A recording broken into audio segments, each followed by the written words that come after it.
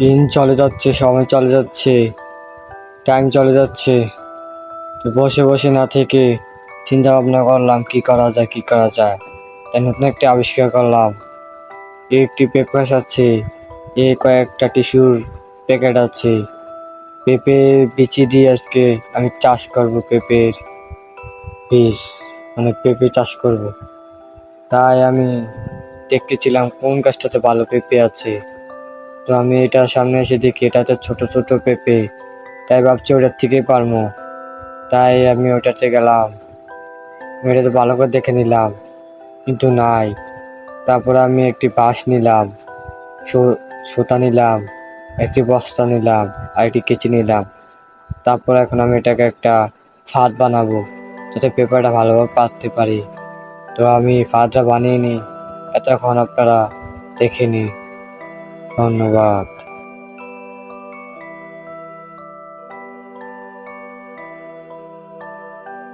আমি বানিয়ে নিলাম আমার একটি পেঁপে ধরার একটি ফাঁদ। তাই আমি অবশেষে এটা বানিয়ে তো আমি চলে আসলাম পেঁপের কাছে। এটা দেখছি অনেক উঁচু, পুরো বাঁশটা ঢোকানোর পরও এটা লাগ পাচ্ছি না। তাই একটু সামনে এগিয়ে গিয়ে আমি অনেকক্ষণ ধরে চেষ্টা করতেছি, হবাই তো দিলাম।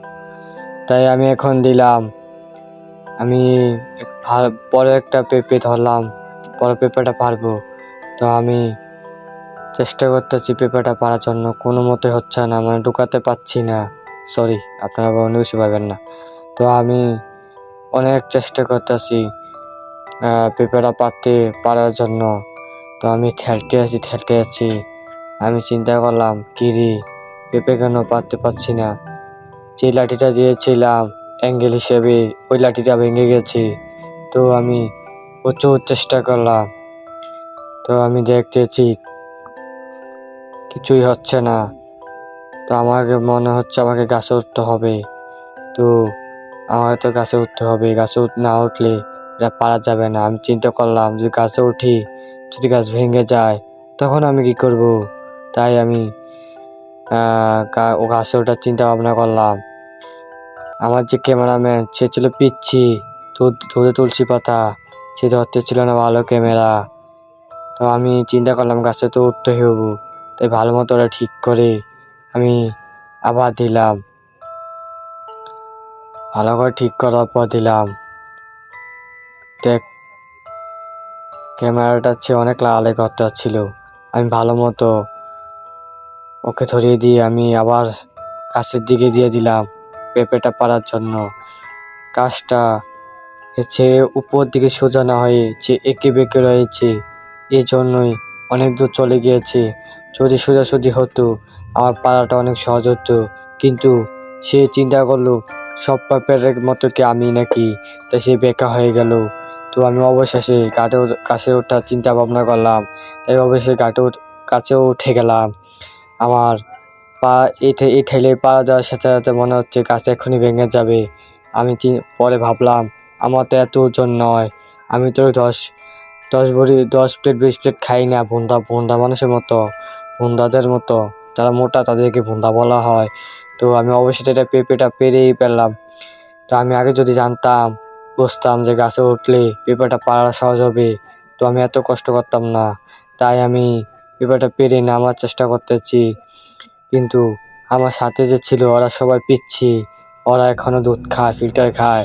তাই আমি কাউকে বলতে পারতেছি না যে বাসটা ধরো। তাই আমি নিজেই চেষ্টা করলাম বাসটা নামানো। বাসটা অবশ্যই নামিয়ে আমি আস্তে আস্তে নেমে গেলাম। আমি ভাবলাম বাসে পাড়াতে নামা যাবে না, আমাকে লাফ দিয়ে নামতে হবে। তো আমি বাসটাকে আগে নামিয়ে আমি তারপর আম গাছ দিয়ে বেয়ে বেয়ে নেমে যাব। তো আমি আম গাছ দিয়ে বেয়ে বেয়ে নেমে গেলাম। এদিক দিয়ে আমার মশা 4-5টা কামড় দিল। আমি কিছুই বললাম না, কারণ মশার জাতে এটা এরকম, মানুষ দেখলে রক্ত খাওয়া শুরু করে। তো আমি এটাকে নিয়ে অবশেষে নামিয়ে পেঁপেটা দেখলাম কেমন, এটা অনেক কষ বেরোচ্ছিল, বোঝা যাচ্ছিল এটা কাঁচা। তো আমি কই যাই হোক, আমি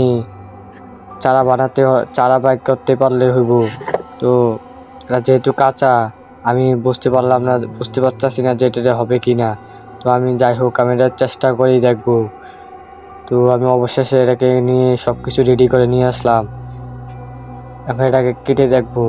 তো আমি কাটা শুরু করলাম। পেঁপেটা এতই কাঁচা যে এটার থেকে অনেক রস বেরোচ্ছিল।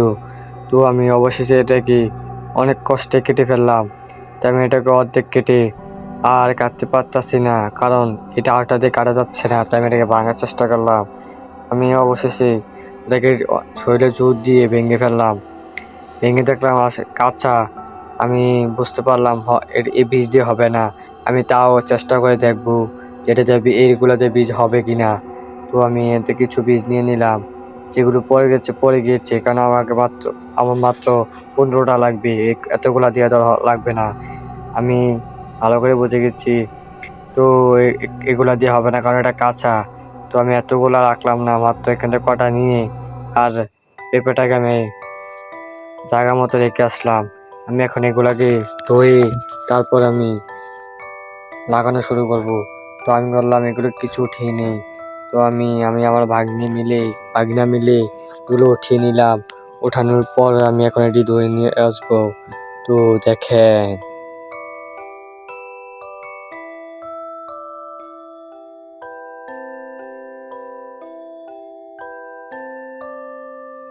ধুয়ে নিয়ে চলে আসলাম। এখন ধোয়া হয়ে গেল, এখন ধুয়ে নিয়ে চলে আসলাম। তো এখন আমি মাটিগুলাকে ভালোভাবে গুঁড়া করে নিব, না হলে লাগানো যাবে না। তো আমি ভালো মতো গুঁড়া করে নিব। গুঁড়া হয়ে শেষ।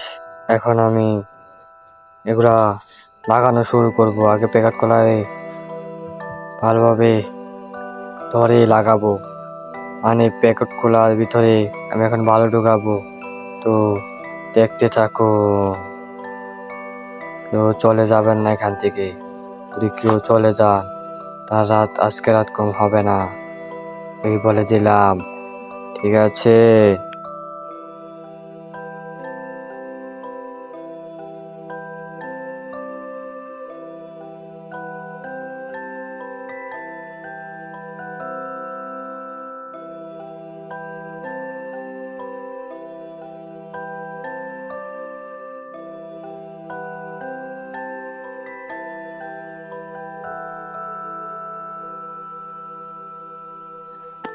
আমি এগুলো লাগানোর সময় মনে পড়ে গেল আমি তো সার আনিনি। তো পরে চিন্তা করলাম সার এখন দিব না, সার পরে দিব। তাই আমি 2 দিন রেখে দিব, তারপর সার দিব। তাই আমি এখন আপাতত এগুলো এইভাবে লাগিয়ে নিব। আমি যখন এই টিস্যুগুলা ব্যবহার করতাম, তখন আমি পকেটে খালি প্যাকেটটা পরে থাকতো, তখন আমি এগুলো রেখে দিলাম। ভাবলাম যে এগুলো দিয়ে কিছু করা যাক। তাই আমি এগুলো দিয়ে আমি চাষ করতে যাচ্ছি পেঁপের বীজ দিয়ে, মানে দানা দিয়ে। এগুলো আমি আরো ছিল, আমি জাস্ট 5টা নিয়ে আসলাম। আগে দেখবো এগুলোতে ভালো মতো হয় কি না। যদি হয় তাহলে আমি আরো লাগাবো, মানে বীজ। আপনারা যেটা ভাবছেন, সরি, বীজ।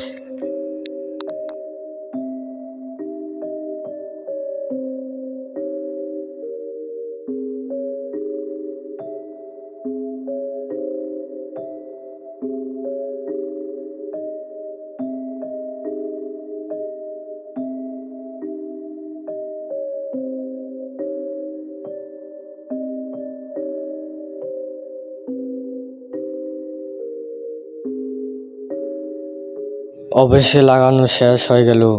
তো আমাকে মশার চারিগুল দিয়ে কামড়ানো শুরু করছে, বলতেছে তুই কেন এখানে এই সময় এসেছিস এসব করার জন্য। তাই ওরাকে আমার শাস্তি দিচ্ছে। চলো না, আমার কাজে আমি যাই। তো আমার লাগানো শেষ, এখন আমি জায়গা মতো রেখে দেব। আমি ভেবেছিলাম লাঠি বসিয়ে রশি দিয়ে টানিয়ে তারপর এগুলোকে টাঙিয়ে রাখবো না। পরে ভাবলাম এখানে আগে রেখে দিয়ে দেখি কেমন হয়। তো আমি এখানে রেখে দিলাম। আমার যে ক্যামেরাম্যান, সে ছিল আমার থেকে অনেক ছোট। তাই সে একজন এলিয়েন ছিল, এলিয়েনের মতো সাইজ ছিল। তাই সে ক্যামেরা ভালো মতো ধরতে পারছিল না। আর একজন এখানে বসে বসে মশা মারছিল। আর এদিকে আমি এগুলো লাগানো শেষ হয়ে গেল। তাই এখন আমি এগুলোকে এখানে টাঙিয়ে দিব। টাঙানো শেষ। হয়ে গেলে এখন আমি এগুলোকে হালকা একটু পানি দিয়ে দিব। আপনাদের কাছে এই ভিডিওটা কেমন লাগলো, খারাপ হয়েছে নাকি ভালো হয়েছে আমাকে আপনারা জানাবেন এবং বলবেন ভিডিওটা ভালো হয় নাকি খারাপ হয়েছে তাও জানাবেন এবং ভিডিওটা কীরকম হয়েছে এবং আমি ভালো করতে পারছি না খারাপ করতে পারছি আপনারা জানাবেন এবং আমি কেমন টাইপের ভিডিও বানাবো, যেহেতু এটা আমার ব্লগ চ্যানেল, তো আপনারা বলবেন কেমন ধরনের ব্লগ বানাবো। ঠিক আছে, তো এই পর্যন্তই, ভালো থাকবেন, আল্লাহ হাফেজ। নেক্সট টাইম এটা সেকেন্ড পার্ট আনবো।